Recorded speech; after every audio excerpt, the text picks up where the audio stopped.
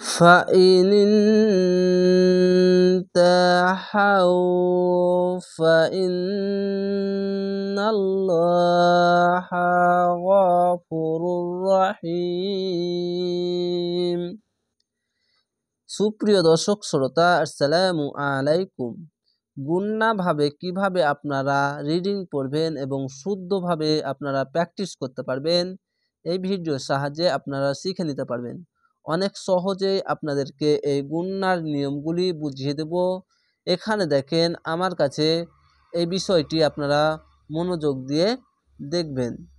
যেরকম দেখেন এখানে ইকফা গুণনা, যেরকম এখানে ইকফা গুণনা পড়লাম, নুন সাকিন, 2 জাবা 2 পেশ এবং 2 জেরের পাশে যদি এই 15টি হরফ যদি আসে তাহলে ইকফা গুণনা হবে।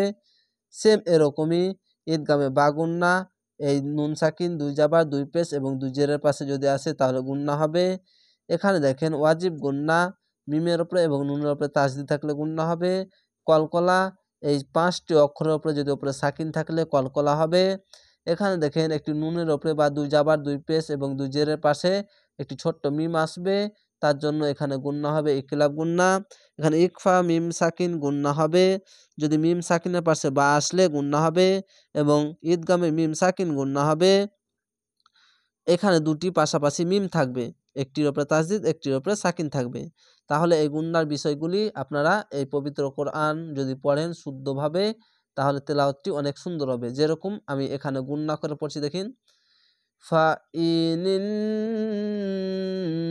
انتهوا, এখানে এখানে গুণনা করে পড়লাম, বাংলা অনিষ্কার মতো فإن انتهوا, এভাবে গুণনা হবে। ফাইবার ফা হামজাদের ই, ফা ই, নুন নুনজের নিং, ফা ই নিং, ফা ই নিং, তা হাও যাওয়ার হাও, তা হাও, ফা ই, এখানে আলিফ একটি আছে তার জন্য ই বলছি, ফা ই হামজাজের ই, ফা ই নিং নিং, এখানে নিন বলবেন না, বাংলা অনিষ্কার মতো নিং তা হাও। ফা ইন্নাল, এখানে ওয়াজিব গুণনা, আপনাকে বলেছি ওয়াজিব গুণনা দুটি, দেখেন ওয়াজিব গুণনা দুটি, মিমের উপরে এবং নুনের উপরে তাসদিদ থাকলে গুণনা হবে। দেখেন নুনের উপরে তাসদিদ আছে তার জন্য হামজা নুনজের ইন, ফা ইন্নাল্লাহা, এখানে মোটা করে পড়বেন ল, আল্লাহ আল্লাহ লেখা থাকলে ডান পাশের অক্ষর দেখবেন, যদি উপরে যাবার পেজ থাকলে এটি মোটা করে হবে, আল্লাহ লেখাটি মোটা করে হবে, আর খাড় যাবার এক আলিফ টেনে পড়বেন।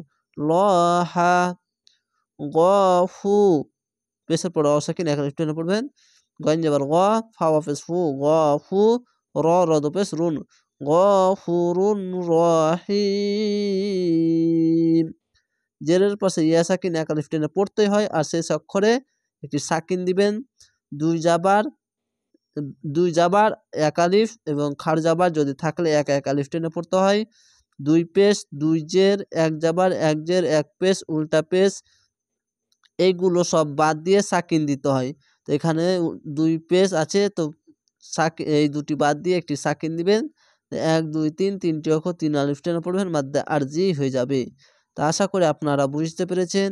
এই ভিডিওর সাহায্যে আপনারা গুণনা কিভাবে পড়বেন এবং রিডিংটা কত সুন্দরভাবে গুণনা করে পড়লে হবে, এই বিষয়টি ইনশাআল্লাহ আপনারা জেনে নিতে পারলেন। যদি আমার চ্যানেলে যদি নতুন হয়ে থাকলে অবশ্যই চ্যানেলটিকে সাবস্ক্রাইব করে রাখবেন আর বন্ধুদের সাথে শেয়ার করবেন। তাহলে আশা করি আপনারা এভাবে ভিডিওগুলো দেখবেন, ইনশাআল্লাহ পবিত্র কোরআন শুদ্ধভাবে শিখে নিতে পারবেন।